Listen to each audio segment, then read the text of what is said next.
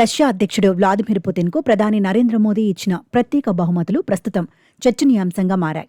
Bharat Russia స్నేహబంధాన్ని, మన దేశ సంస్కృతిని ప్రతిబింబిస్తూ మోదీ అందించిన ఈ బహుమతుల గురించి ఆసక్తిగా తెలుసుకుంటున్నారు జనాలు. ప్రధాని మోదీ అధ్యక్షుడు పుతిన్కు ఇచ్చిన బహుమతుల్లో అస్సాం నల్లటెట్టి, కాశ్మీరీ కుంకుమ పువ్వు, చేతితో తయారు చేసిన వెండి గుర్రం, అలంకరించబడిన టీ సెట్తో పాటు భగవద్గీత రష్యన్ ఎడిషన్ ప్రధానంగా ఉన్నాయి. మహాభారత యుద్ధ సమయంలో కర్తవ్యం, మోక్షం గురించి అర్జునుడికి శ్రీకృష్ణుడు చేసిన ఉపదేశం శ్రీమద్ భగవద్గీతలో ఉంది. ఈ శాశ్వతమైన జ్ఞానం ప్రపంచవ్యాప్తంగా ప్రజలకు స్ఫూర్తినిస్తుంది.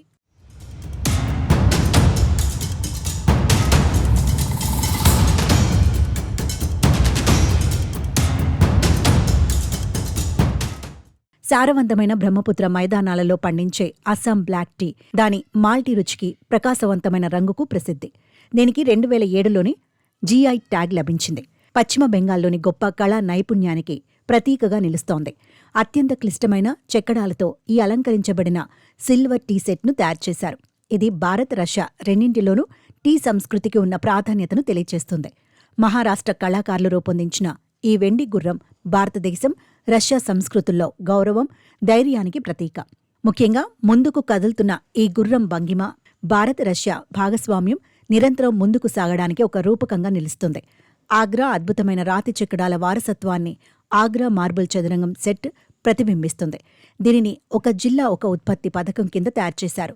కాశ్మీర్ పీఠభూముల్లో పండించే ఈ కుంకుమ పువ్వు దాని గొప్ప రంగు, సువాసన మరియు రుచికి ఎంతో విలువైంది.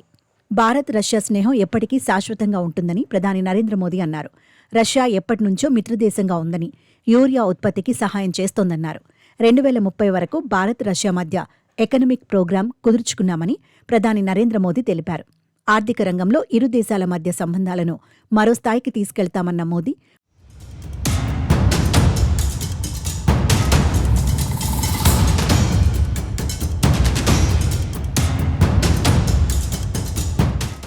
భారత్కు వచ్చే రష్యా పర్యాటకుల వీసాల నిబంధనలు సరళీకరిస్తామని మోదీ తెలిపారు.